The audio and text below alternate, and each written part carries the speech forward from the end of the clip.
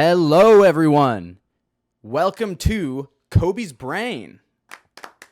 We are back after a little hiatus, but ready to get right back into it live from the inside of Coby's skull. So, with that, let's jump right on in.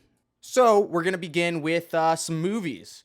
We'll start out with a recent Netflix movie from 2021 called Mitchell's vs. the Machines, directed by Mike Rionda. So the film is about a family road trip that goes terribly wrong when it's interrupted by an AI taking over the world. The movie is hilarious, at least partially due to the incredible cast, which included Abby Jacobson, Danny McBride, Maya Rudolph, and many others, including even Blake Griffin. The film is great also because it's, satirizes big tech and social media, and Monchi the dog is just great. The film tells a nice story of a father and a daughter coming to terms with each other's differences. Animation, super unique and impressive, as is the case with a lot of those movies coming out of Sony Animation Pictures. Only downsides were kind of how the family's superhero-like fighting abilities were a little hard to believe at times, but, it's still ultimately a unique animated adventure with a lot of depth and entertainment value. So Rotten Tomatoes gave it a 98%, IMDb gave it a 7.7, and Coby's Brain gives it an 8.2. That's a great review right there. Next up, we have Lords of Dogtown, a 2005 movie directed by Catherine Hardwicke. So Lords of Dogtown tells the story of the famous Z-Boys, a Santa Monica skateboarding team that rose to fame in the 1970s. The film is super entertaining, so if you enjoy watching surfing and skateboarding, you'll probably like it. And Heath Ledger's in it, and he's great. Does a great job portraying Troubled Zephyr skate team founder Skip Engblom. Downside, it's just kind of a classic rise and fall story, not particularly unique or insightful, and kind of drags at times, but it was pretty interesting to learn about the iconic Z-Boys and their success. However, I heard the documentary that they also made about the film is potentially even better, so hope to check that out at some point. 55% on Rotten Tomatoes, 7.1 on IMDb, and on Coby's Brain, 7.1. It's not the best review, but, you win some, you lose some. Amazon Prime. Next up, we have A Quiet Place 2 from 2021, directed by John Krasinski, Jim from The Office, coming back and directing more movies. So the film tells the backstory about the alien invasion in the original Quiet Place and continues the story of a family that must survive in a world overrun by aliens that rely upon sound for hunting. The franchise's premise about aliens that hunt with sound is super interesting. So, there's some super suspenseful moments. It's a great film to see in theaters. And it was one of the first films I saw back in theaters, and I really liked it. The movie is super suspenseful, so what you're looking for in an action horror movie. The original film I gave an 8.2, which is a great review because the premise is just so interesting and original, but obviously the sequel is less interesting and original. No worries. The film lives up to the greatness of the first one and kept me in suspense throughout, and it was a good post-pandemic, well, not post-pandemic, but post-movie theaters closing for a long time pandemic movie experience. Got a 91% on Rotten Tomatoes, 7.4 on IMDb, and on Coby's Brain, got a 7.9. It's a great review. Keep up the good work, John Krasinski. Next up, we have Disney's 2021 film Cruella, directed by Craig Gillespie. So the movie, obviously, is the backstory of the famous Disney villain from 101 Dalmatians, Cruella de Vil, brilliantly portrayed by Emma Stone, who is epic, great actress, also went to Xavier College Prep. Shout out to Brophy Xavier. You know, I enjoy the Disney live action homages to the older films, and in this one, the costumes were also super dope. In terms of issues I had with the movie, it was pretty ridiculous. The murderous Dalmatians to Cruella's unbelievably ostentatious upstaging of the Baroness. There were just a lot of things in it that, you know, had my eyes rolling. But I appreciated giving Cruella an anti-hero's backstory, you know, like a female Joker, as a lot of people said. However, did it need to be made? Not sure about that. Got a 74 on Rotten Tomatoes, 7.4 on IMDb, and on Coby's brain, it got a 6.9.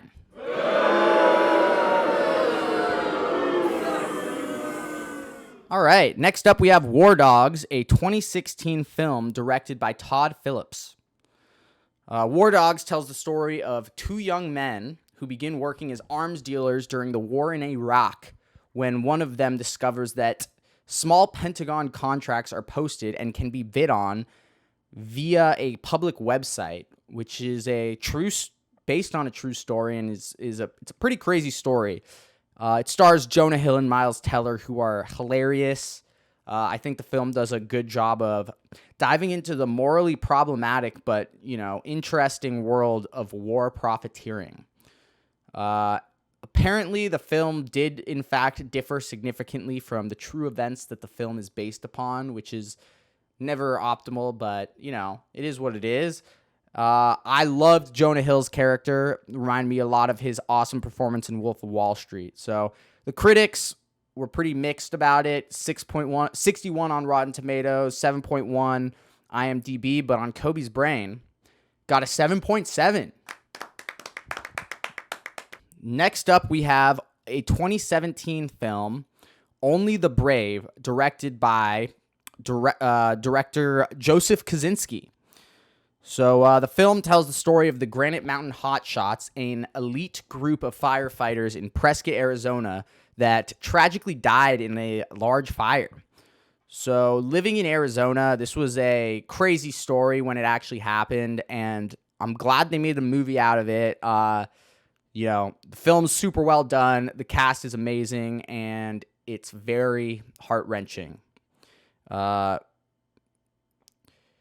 is the case, I feel like with, you know, firefighters in Arizona, it's like a very like fratty movie, but, you know, it's supposed to authentically represent the lives of a hotshot crew where male bonding is a big aspect of that. So I guess it's more realistic. That's like realistic,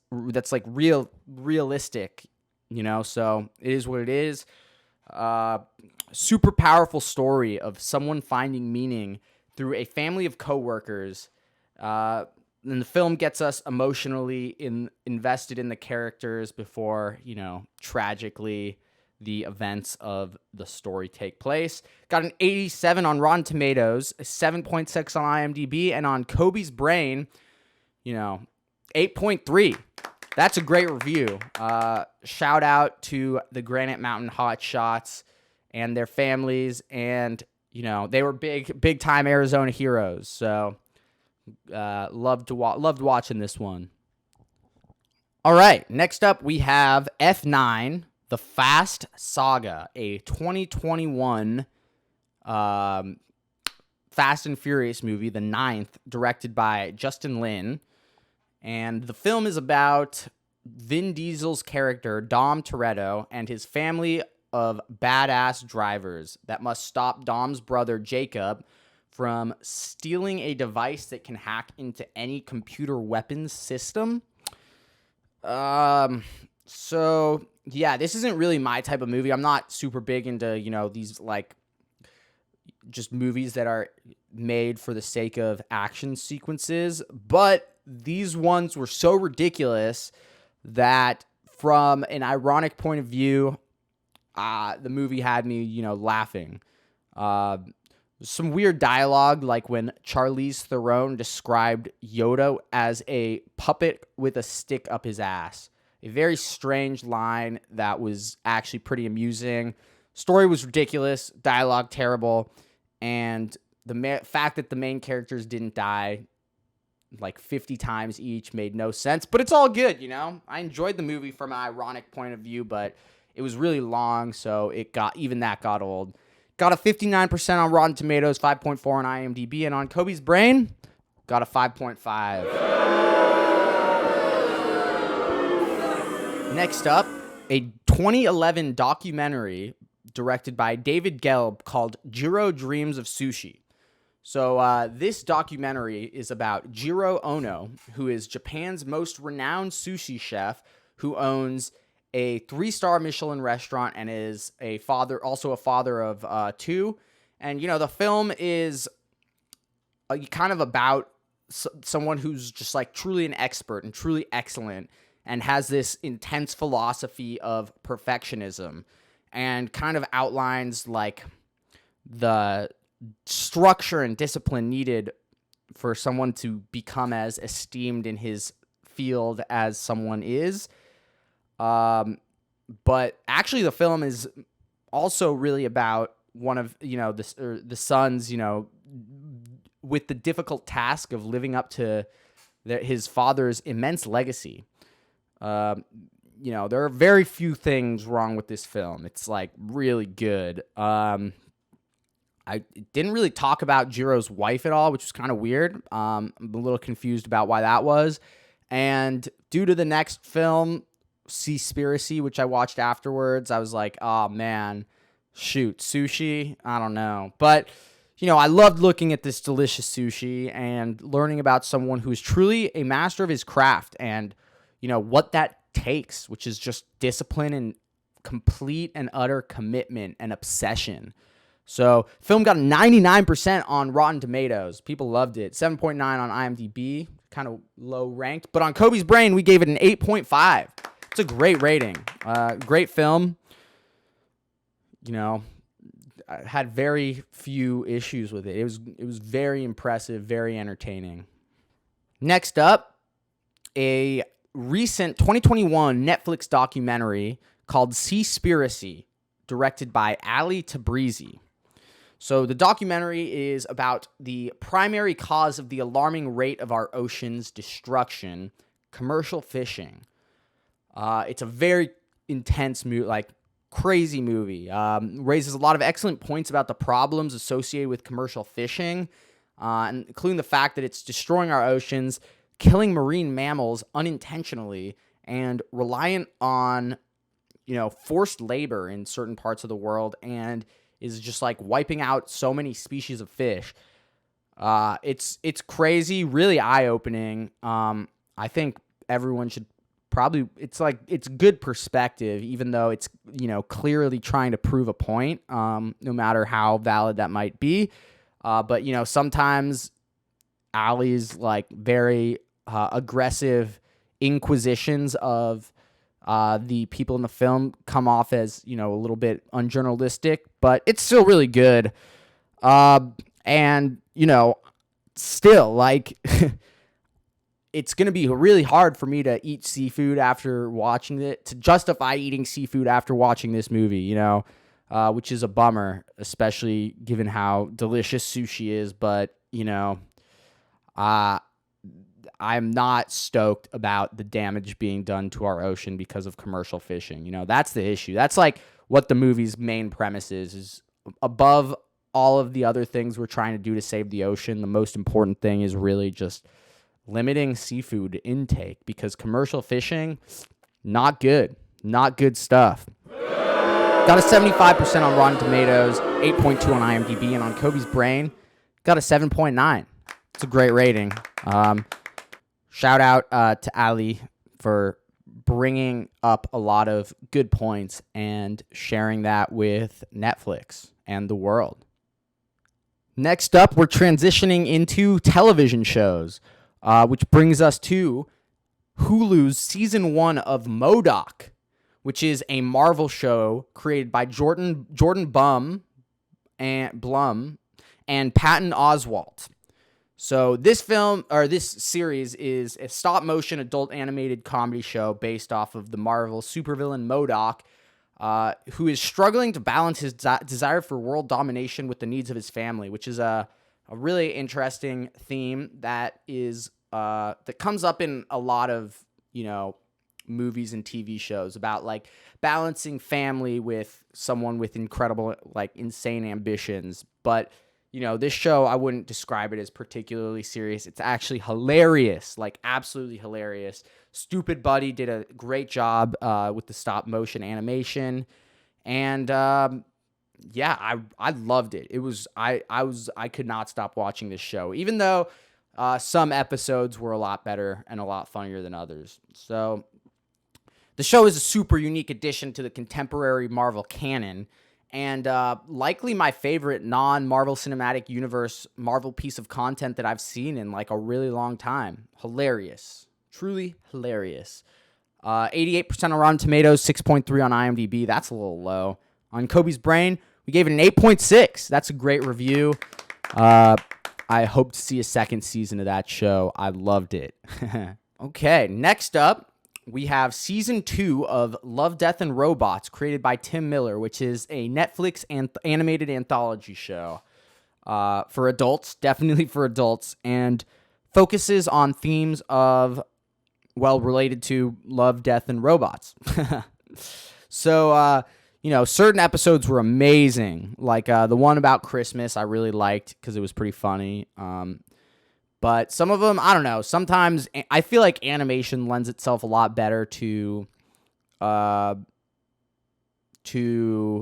comedy and spectacle than drama. And some of them were a little bit dramatic. And, it's hard to be that scared by animated content. So some of the episodes I didn't like that much.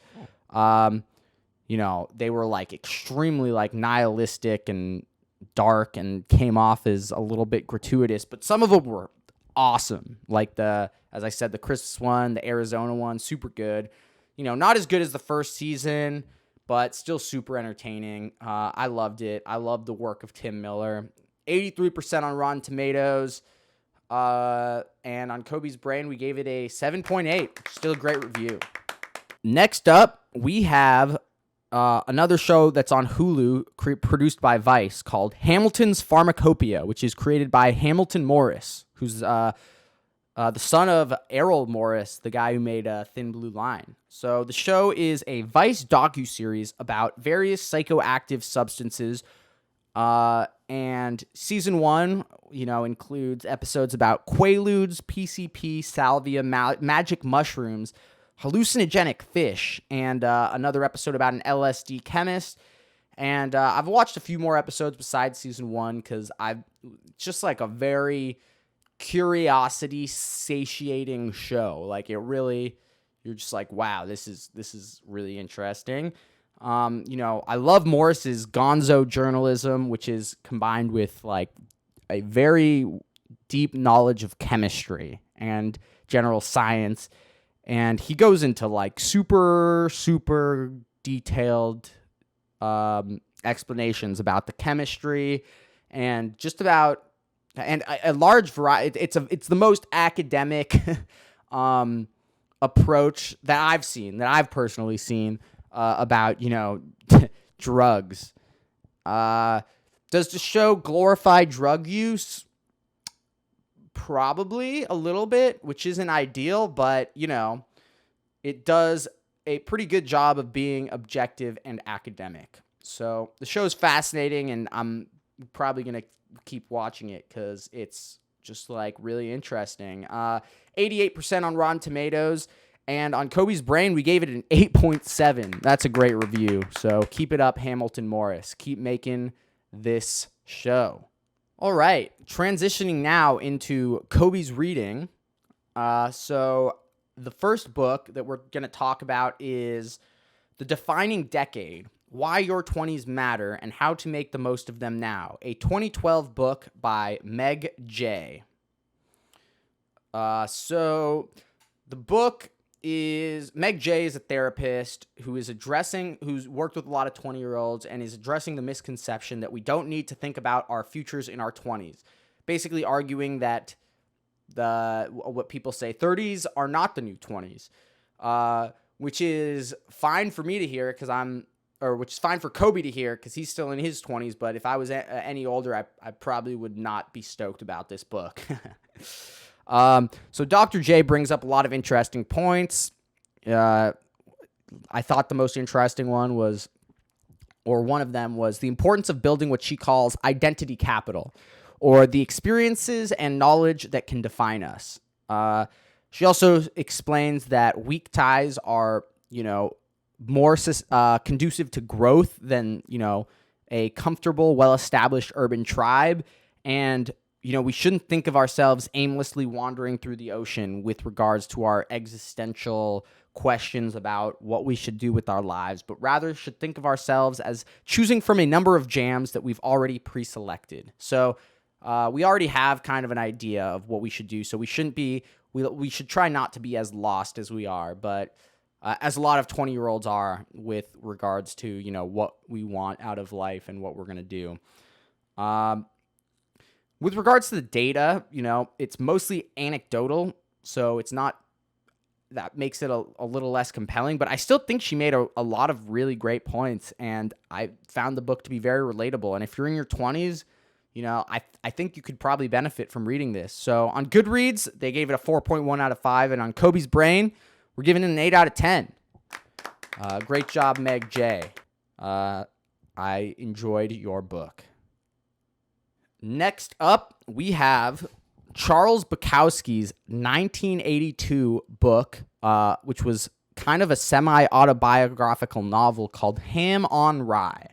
I'm a fan of Bukowski because I'm living in because Kobe's living in LA now, and so the book is about a young boy growing up in LA during the Great Depression, who's like a fictionalized version of Bukowski, and his name's Henry Chinaski.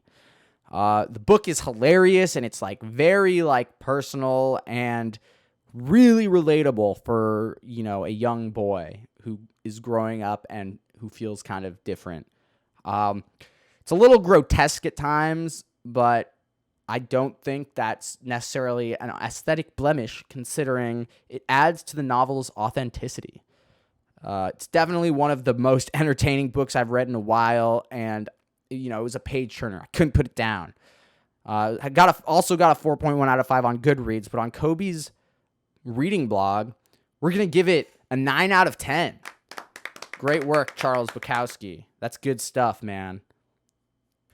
We transition now to Kobe's music blog.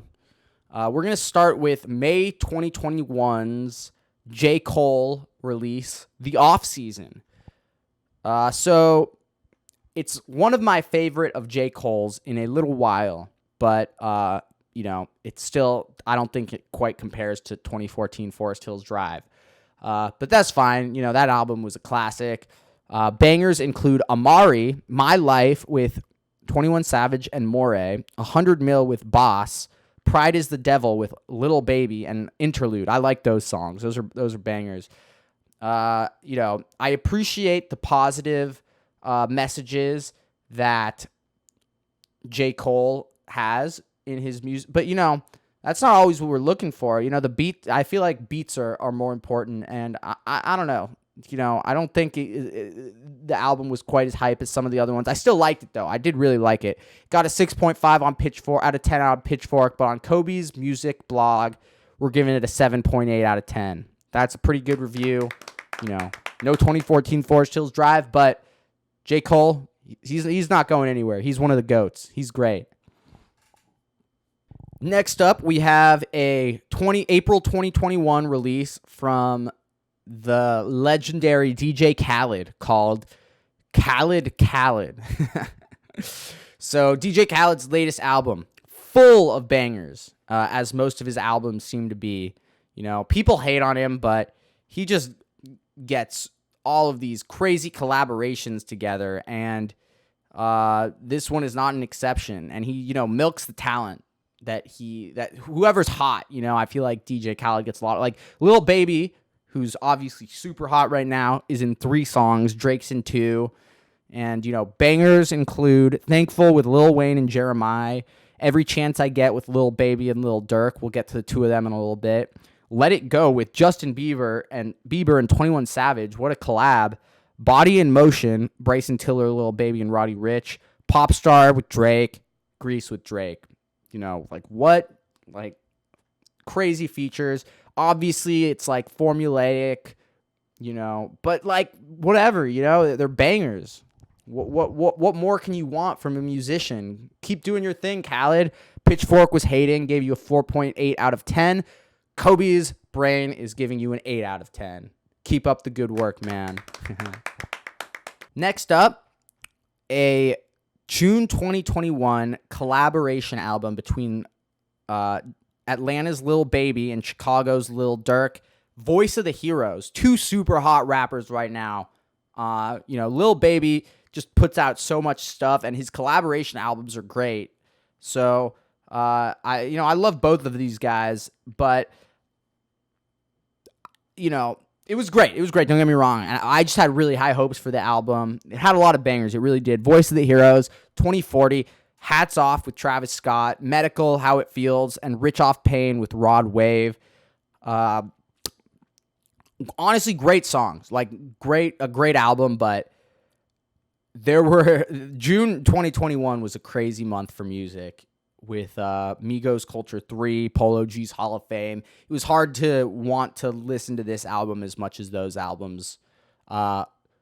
Nonetheless, it got a 7.1 out of 10 on Pitchfork, which is a really, really high review. And the 2 of them totally deserve it. They're incredible artists. But Coby's brain is giving it a 7.5 out of 10, which is still a great review, actually. Pitchfork is probably a lot harsher on music than I am because I don't know squat about music. But I love these artists. Keep up the good work, Lil Baby and Lil Durk. Next up, we have Culture 3, the June 2021 album released by Migos.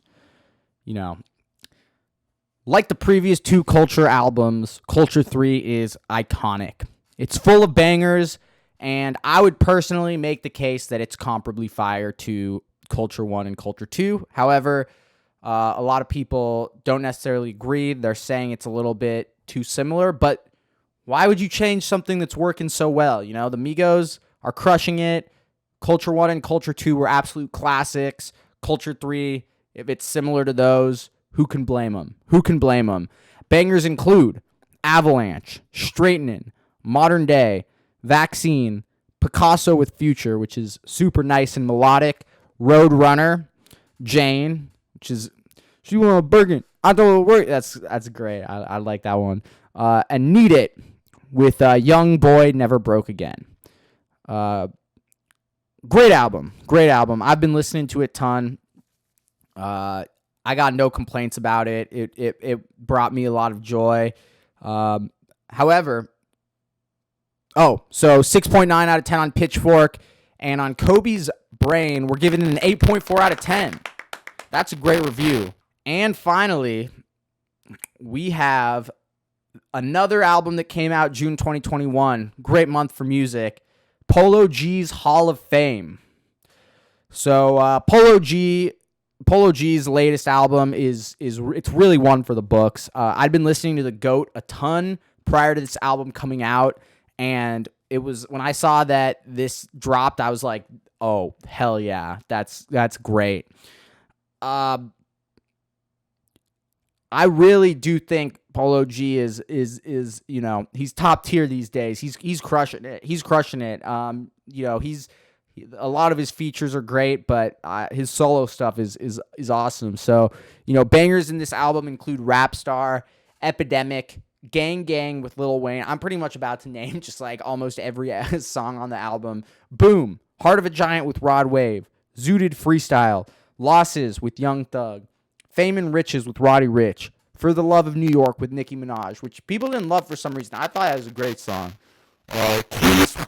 So I think a reason that people might not have liked Migos album is it's very tonally consistent, whereas this album tonally differs. It's got a lot more variety to it. You know, Polo's got his bangers, but he's also got some like pretty heavy substantive material where he talks a lot about the trauma of growing up in Chicago, in the heart of gangland Chicago, where, you know, gang violence and gang culture are ubiquitous. And he has really, much like King Von, who I think is also from Chicago, he's really good at storytelling, and that's super evident in Bloody Canvas, which is super poignant. And I honestly think everyone should, people who don't fully understand, like, why so many people, you know, youngsters are drawn to gang violence and the impact that has, I think, and who don't have sympathy for people who are in these situations, could really benefit from hearing this album. And I think Polo G really knocked it out of the park with this one. He raps, he sings. Pitchfork gave it a 7 out of 10, but on Coby's brain, we're giving it a 9 out of 10. He's one of the few rappers to hit that 9 out of 10 mark, and he earned it. Keep doing what you're doing, Polo. You're crushing it. That's all we got. Thanks for tuning in to this episode of Coby's Brain, and we'll see you here inside of Coby's Skull next time.